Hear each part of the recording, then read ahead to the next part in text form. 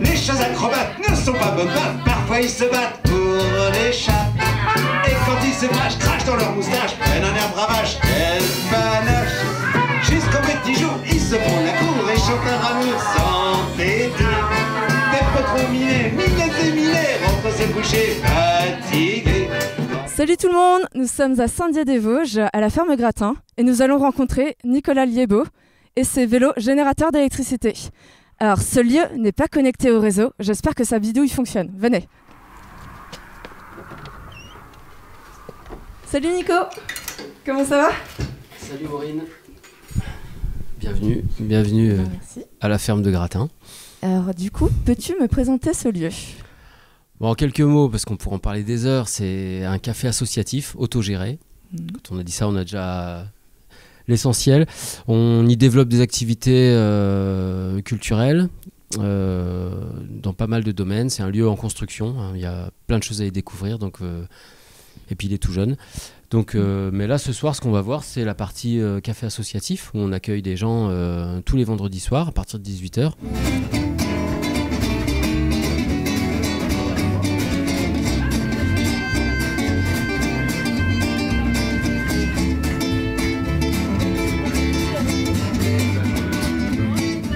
Donc face au bar du Gratin, il est tout à fait normal de trouver un vélo. Alors, peux-tu m'expliquer comment ça fonctionne cette chose? Alors oui, c'est pas courant de trouver ça dans un bar. Alors le vélo, il est arrivé dans un deuxième temps. Donc on a commencé par des panneaux solaires. Ok. Je vais t'expliquer juste après le pourquoi du vélo.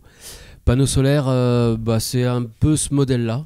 Un petit panneau de 60 watts, pas énorme. Ce qu'on peut trouver sur des refuges en montagne, des sites isolés pour des besoins vraiment primaires, hein. Ce panneau recharge une batterie via un régulateur de charge, rien d'exceptionnel. Et la batterie, comme c'est du 12 volts, on élève cette tension à 220 pour alimenter les lumières et quelques besoins dans le bar. Donc voilà, ça c'est l'installation de base. Et au niveau coût, ce serait pas plus simple de se connecter au réseau?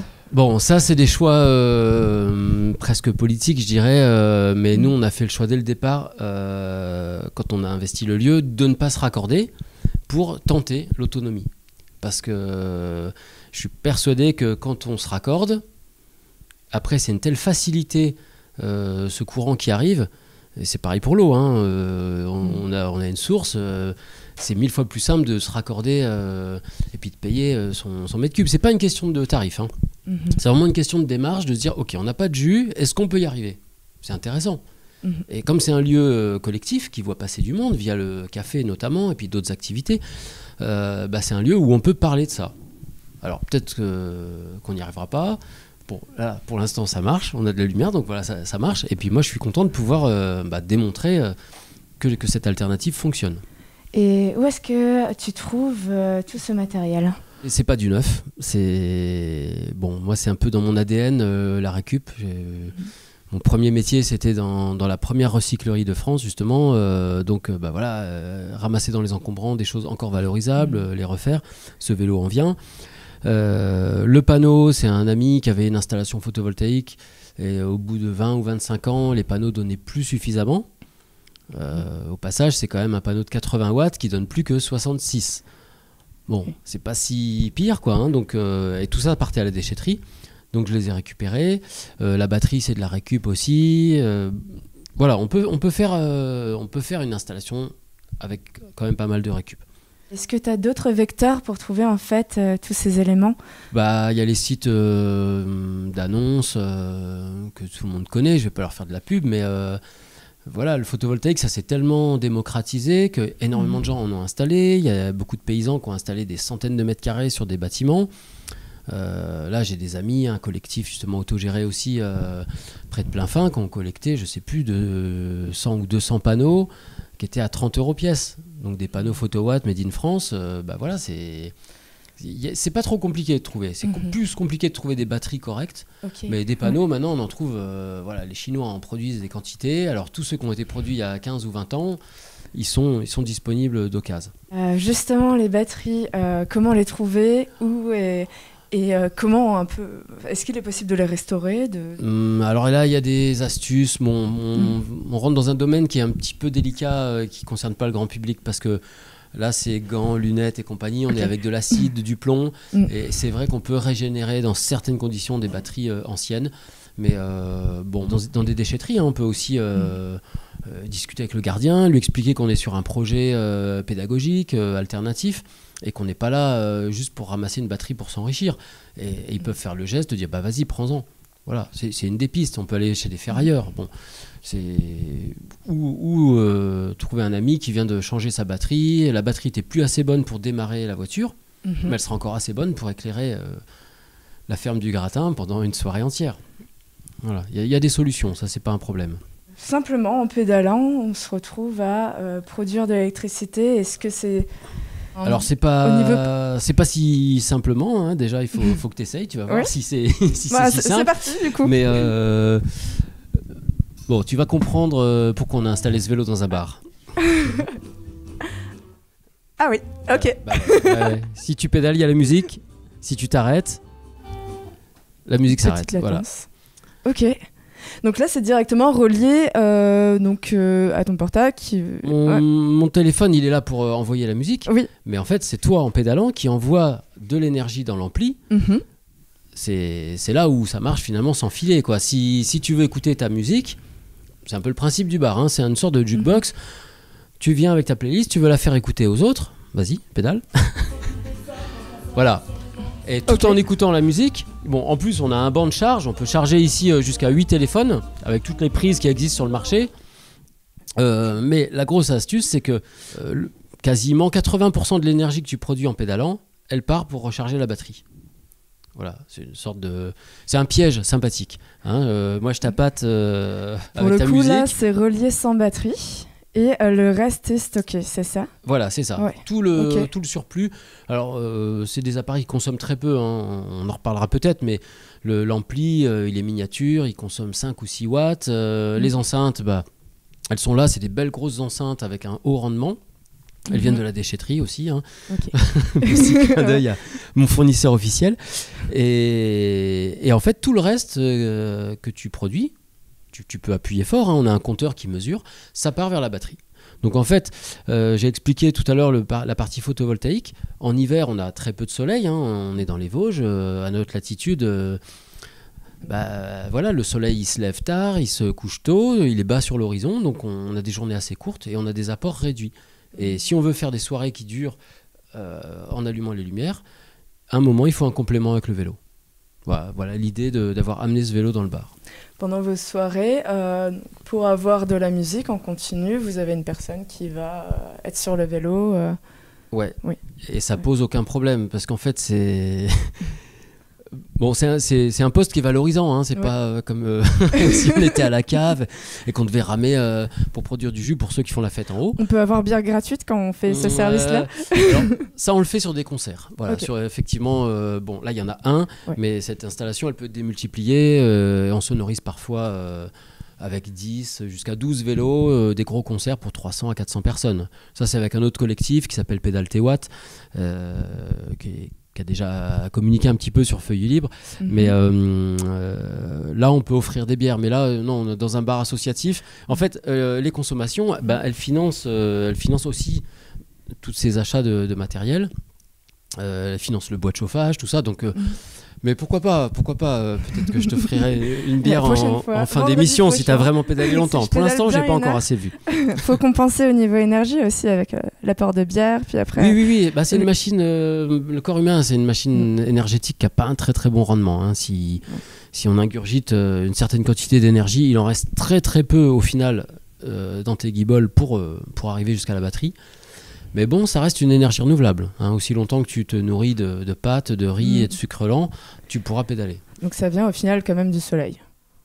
Oui, je crois que notre énergie est une énergie solaire. Oui. En tous les cas. Très bien. Et tu as parlé de Pédale T-Watt. Qu'est-ce que c'est Pédale T-Watt, c'est un collectif qu'on a fait avec un copain, Vincent, qui est passionné de son. On est tous les deux musiciens, on aime les concerts. Et puis, on a créé une sorte d'outil pour sonoriser des concerts, des spectacles en absence d'électricité. Donc ça peut être en haut d'une montagne, au milieu d'une forêt. sur une île déserte, là où on nous demande. C'est déjà arrivé sur une île déserte? Non, on n'a pas encore eu l'île, mais en haut d'une montagne, on l'a fait. Oui, okay. Et donc on fournit le son, la lumière, on fait une régie complète avec table de mixage et tout ça. Et c'est le public qui pédale et ça marche super bien. Et qui demande ce type de prestations? Ça peut être des collectivités, ça peut être pour des fêtes en lien avec l'environnement, avec le vélo, ou des militants sur des rassemblements antinucléaires par exemple. Voilà, ça devient totalement pertinent d'amener une énergie propre. Oui, donc c'est une démonstration, on a un apprentissage en même temps et... Oui, on n'est pas des donneurs de leçons, on est plutôt... on a envie de faire comprendre... en fait, cette installation, ici, elle fonctionne, elle fournit de l'énergie, mais on n'a pas encore tout vu. L'important, c'est les compteurs. C'est de voir combien tu donnes. Et puis, à un moment dans la discussion, d'aborder avec la personne qui pédale combien elle consomme sur une prise électrique et de se rendre compte que, en fait, on est loin d'être indépendant et autonome. Et moi, si je veux charger mon portable, là, je dois pédaler combien de temps? Enfin, ah oui, on a encore la musique. Ouais, je vais la baisser un petit peu. On coupe la musique et du coup, je lance mon portable. Il est totalement déchargé. Est-ce que je peux avoir une notion en fait de ce temps que je dois accorder si je dois gérer mes propres besoins? Tu vas devoir pédaler le temps nécessaire à sa charge. Quand tu le branches chez toi, une charge complète, c'est 1 heure, ou 1h20, ou 50 minutes, suivant les téléphones. Donc là, ça sera 50 minutes aussi. Ok. Et si c'est en direct. Mais le téléphone, il consomme peu. Il consomme 8 ou 9 watts. Et toi, tu en donnes beaucoup plus avec tes jambes, autour de 60. Et donc, un PC, par exemple un petit ordinateur portable, c'est autour de 30 watts. Donc ça aussi, on peut le produire en direct. Mais tout l'intérêt de la batterie, c'est d'avoir un effort un peu plus soutenu pendant, par exemple, 15-20 minutes. Par exemple, pour charger un téléphone, il suffirait de 5 à 10 minutes de pédalage. Si tu mets la quantité nécessaire dans la batterie, après, tu peux t'enlever du vélo et la batterie va charger ton téléphone. Ok, ouais. Voilà, c'est l'intérêt. Tu vois que les lumières sont allumées ici, dans le bar, et pourtant, tu n'es pas en train de pédaler. C'est parce que d'autres pédaleurs avant toi ont fourni, ou le soleil, etc. Donc la batterie, elle joue le rôle de tampon. Et avant, tu parlais d'événementiel, mais est-ce qu'il est possible de créer ça individuellement, chez soi, pour gérer son autonomie en électricité? Oui, après, il faut être bricoleur. Moi, je le suis. Et bon, j'ai eu plusieurs métiers en lien avec... alors, j'ai été réparateur de vélo, réparateur d'électroménager et conseiller en économie d'énergie. Donc, si on prend ces 3 métiers, qu'on les met dans un shaker et qu'on secoue, ça donne... des vélos générateurs d'électricité à vocation pédagogique. Voilà. Mais tout le monde n'a pas forcément ces compétences. J'ai quand même fait une notice simplifiée qui donne envie à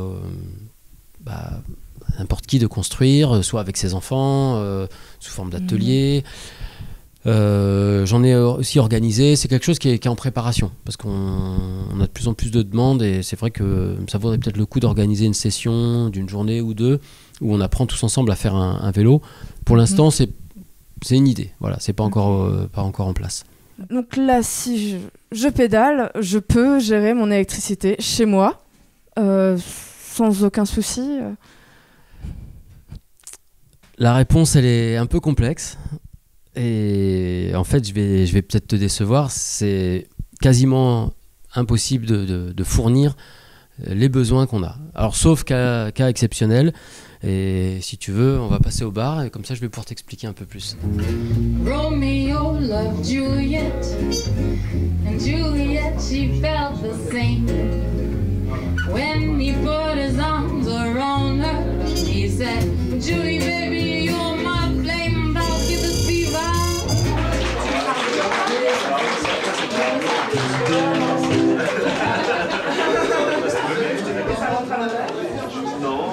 Bon, alors maintenant qu'on est au bar, on est un peu mieux équipé pour pouvoir attaquer un cours d'électricité. Parce que pour répondre à ta question sur est-ce que tu pourrais couvrir tes besoins avec ce vélo, et c'est la question que se posent tous ceux qui pédalent sur ce genre de vélo. C'est séduisant, on se dit ok, super, là j'ai fait de la musique, de la lumière, Mais ça correspond à quoi par rapport à tes propres consommations?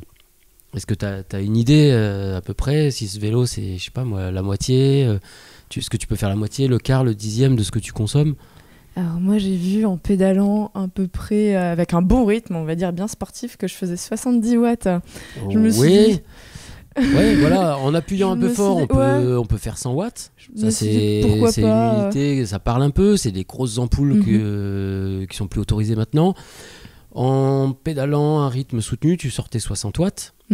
50 watts, c'est à peu près ce qu'on mobilise quand on se déplace à 20 à l'heure en vélo sur le plat sans vent. Donc a priori tout le monde peut faire ça. Nous on compte là-dessus quand on organise des concerts et qu'on met des vélos générateurs pour le public, c'est 50 watts par personne. Donc si on a 10 personnes, on fait 500 watts. Voilà. Ok. Alors c'est là où ça va se compliquer. Les watts c'est instantané, c'est une puissance. Mais nous ce qu'on veut c'est de l'énergie. L'énergie c'est des watts fois du temps. Et ça devient des wattheures. Et les wattheures, quand on en a 1000, ça s'appelle des kilowattheures. Que le kilo, c'est comme le kilogramme, les kilomètres, c'est 1000. 1 kilowattheure, donc c'est 1000 watts heure. C'est des watts fois des heures. C'est pas par heure. Donc en gros, quand tout à l'heure, tu as appuyé sur les pédales et que tu faisais 50 watts, si tu avais pédalé comme ça pendant 10 heures, tu aurais fait 500 wattheures. Si tu avais pédalé 20 heures, tu aurais fait 1 kilowattheure. Tu te vois pédaler sur ce vélo pendant 20 heures? Pas vraiment. Non. Et 1 kilowattheure électrique. Faut être bien motivé du coup. En France, 1 kilowattheure électrique, si on le prend au plus vertueux, chez Enercop, une coopérative qui vend de l'énergie verte, ça coûte 15 centimes. Un peu moins cher chez EDF et compagnie. Donc tu vois, 20 heures de pédalage contre 15 centimes. Donc déjà, si on pédale sur un vélo, c'est pas pour faire des économies. Il y a plein d'autres bonnes raisons de le faire. Et le gros problème, c'est que j'ai revérifié les chiffres ce matin sur le site de l'ADEME, mesurés par un cabinet Enertech qui fait des super mesures, qui a instrumenté 100 logements et qui a vraiment passé au crible tout ce que les gens consommaient. Et en gros, on consomme 2200 kWh par an, par ménage en moyenne. Ce qui, ramené à une journée, c'est en gros 6 kWh. Donc si on fait le calcul, il faut 6 fois 20, 120 heures de pédalage. D'accord ? Oui, mais ça, c'est avec les machines à laver. Qu'est-ce qu'il y a derrière ça ? Il y a tout. Enfin, non, il n'y a pas tout. Justement, il y a ce qu'on appelle l'électricité spécifique. Oui, c'est une très bonne question. Quand on fait des mesures comme ça et qu'on arrive à cette moyenne de 2200 kWh par an, soit 6 kWh par jour, c'est ce qu'on appelle l'électricité spécifique. Donc, c'est les besoins électriques qui ne peuvent pas être satisfaits par autre chose que de l'électricité. Donc, c'est le froid, c'est la lumière, c'est l'électroménager, c'est toute la bureautique, le son, tous nos appareils USB, etc. Mais c'est hors chauffage, bien sûr, hors eau chaude sanitaire et hors cuisson. Parce que tu vois bien ici dans ce bar, on peut se chauffer au bois, on peut cuisiner au gaz, on peut cuisiner à bois ou à gaz, etc. Mais voilà, 6 kWh, c'est juste les besoins d'électricité spécifique. Donc comment on peut y arriver avec un vélo ? Vu qu'en gros, il faudrait consommer 100 fois moins. Je t'ai dit, c'est entre 100 et 120 heures de pédalage au rythme de 60 watts pour couvrir les besoins d'un ménage moyen. Et créer des centrales sportives d'humains en ville qui alimenteraient... Ouais. Est-ce que c'est possible ? Alors, tu parles des salles de sport où des gens payent un abonnement pour se dépenser. Bon... Je vais pas juger, je pense qu'on a des très bonnes raisons d'y aller. Moi, j'en ai jamais eu le besoin. Quand ma journée est finie et que j'ai coupé du bois, fait du vélo pour aller de mon atelier à chez moi, une vie normale, je pense, normalement, elle devrait pas comprendre un temps pour aller dans une salle de sport. C'est pas normal. Ça, c'est une erreur de l'humanité. Je pense que c'est une petite parenthèse qui sera très courte, mais en gros, si dans nos vies on est trop sédentaire et qu'on a besoin d'aller se dépenser dans une salle de sport, je pense qu'il y aurait moyen d'aller rendre service à sa voisine pour lui rentrer son bois ou en scier ou faire des tas de choses utiles. Et je pense pas que la solution vienne d'aller électrifier des vélos d'appartement dans ces salles Pour passer la journée devant son ordi. Bah, ouais, surtout que, enfin voilà, j'ai vu des salles de sport comme ça où il y avait des escalators, des escaliers électriques pour y monter. Il y a un non-sens complet. Peut-être que les gens aussi prennent leur voiture pour aller dans cette salle de sport. Non, je pense que la solution, elle viendra pas de ça. Elle viendra d'abord de sobriété. Voilà, je connais des gens qui vivent en site isolé sans électricité, non raccordé au réseau pour des raisons diverses, trop loin du réseau, etc. Et chez qui j'ai installé des panneaux solaires. La première démarche, c'est la sobriété. Donc la sobriété, c'est quoi ? Je consomme que ce qui est nécessaire. Si le jour, le soleil amène une lumière, je me mets près des fenêtres pour travailler. Je ne vais pas allumer la lumière exprès. Et d'après toi, qu'est-ce qui est nécessaire comme électricité ? Qu'est-ce qu'on serait capable d'alimenter Ce qu'on fait ici, par exemple, au gratin, le minimum du minimum, c'est la lumière. On pourrait avec des bougies aussi. Là, j'en ai une qui est rigolote. Voilà. Quand on me dit le nucléaire ou la bougie, la lumière, c'est la base du son. On aime, si on aime la musique, on a envie d'en écouter. Nos téléphones, on est un peu relié avec toutes ces machines. Donc ça, c'est des besoins qui sont importants, qui peuvent être satisfaits. Mais non, la démarche de sobriété, elle doit se rajouter à une démarche d'efficacité énergétique aussi. Si ça existe aussi dans le domaine du chauffage, on chauffe avec les appareils les plus performants possibles. Dans le domaine de l'électricité, c'est les ampoules. À un moment on est passé des ampoules, j'en ai quelques-unes, des ampoules à incandescence qui consistaient à chauffer un filament suffisamment pour qu'il devienne incandescent et lumineux. Ça veut dire qu'une ampoule comme ça, 95% de l'énergie qu'elle consomme est diffusée en chaleur. Alors, en hiver, ça va, ça chauffe la maison, mais c'est un gaspillage atroce. Et seulement 5% part en lumière. À un moment, sont sorties ces ampoules fluo-compactes. C'est quand j'étais conseiller info-énergie, il y a 20 ans, on a imposé ça un peu à tout le monde. Après, pour leur dire que finalement, attention, il y a du mercure dedans, il y a des rayonnements. Et puis, pour une fois, le progrès a fait des belles choses. On a eu ensuite les ampoules à LED. Les ampoules à LED qui éclairent tout ce lieu. Mais sans aller si loin, les premiers lieux que j'ai connus il y a 20 ans sans électricité, des copains en Aveyron qui avaient panneaux solaires et tout ça, avaient des toutes petites ampoules halogènes à des endroits précis. Une ampoule de 5 watts au-dessus d'un plan de travail, par exemple, ça peut suffire. C'est déjà de la sobriété. J'éclaire pas toute ma pièce, je suis à un endroit, j'éclaire l'endroit où je suis, ça c'est être sobre. Et ensuite, quelle technologie j'utilise pour couvrir ce besoin ? Je vais trouver des ampoules modernes à LED, je vais moderniser des anciens éclairages. Et c'est en tout dernier ordre, après avoir été sobre et efficient dans l'utilisation de l'énergie, qu'on va se dire pourquoi pas avec un panneau solaire, pourquoi pas avec une éolienne, pourquoi pas en pédalant. C'est une démarche qui a été appelée négawatt par des gens qui ont vraiment fait ça très bien et qui ont estimé qu'on pouvait avoir un facteur 4. Ça veut dire qu'en partant de nos besoins de 6 kWh, que je t'ai dit tout à l'heure, par jour, si on applique tout ça, on arriverait, 6 divisé par 4, ça fait 1,5. On est encore loin du compte avec le vélo. Moi, j'ai besoin d'un facteur entre 50 et 100 de division de mes besoins si je veux les couvrir avec un vélo. Mais voilà en gros le cheminement. Et si on applique ces principes, est-ce que ça fonctionnerait au niveau mondial ? Oui, il y a le problème mondial, la plupart des conflits peuvent quasiment se superposer aux zones de ressources pétrolières ou de minerais. Donc on se rend bien compte, si on analyse les problèmes géopolitiques, que c'est lié à des problèmes de ressources. Donc ça veut dire qu'on en consomme trop, ou alors qu'on est trop nombreux.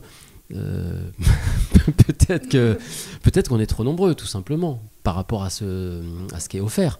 Oui, il y a quelques années, on parlait du calcul de l'empreinte énergétique qui montrait déjà qu'on dépassait, en France par exemple, on dépassait je ne sais plus de combien, on utilisait 3 fois, je crois, les ressources disponibles. Donc, clairement, on était en train d'hypothéquer l'avenir. La question, elle se pose vraiment c'est pour ça que l'autonomie est un choix vraiment que j'apprécie, parce que ça nous connecte avec notre capacité. Qu'est-ce que je peux produire en fonction de mes besoins. Voilà, c'est toute personne qui est raccordée à l'électricité, elle a comme une sorte de robinet ouvert en permanence, et puis on verra bien en fin d'année, on paye une facture, mais si on doit pédaler sur un vélo, ça nous reconnecte avec ces ordres de grandeur. C'est pour ça que je fabrique ces vélos, hein. C'est pas pour électrifier ma maison. Chez moi, je pédale pas. Voilà, j'essaye d'être sobre, j'essaye d'avoir une efficacité la plus haute possible et de consommer le moins possible, mais je pédale pas sur un vélo. Voilà, on le fait au bar. Eh ben, merci Nico.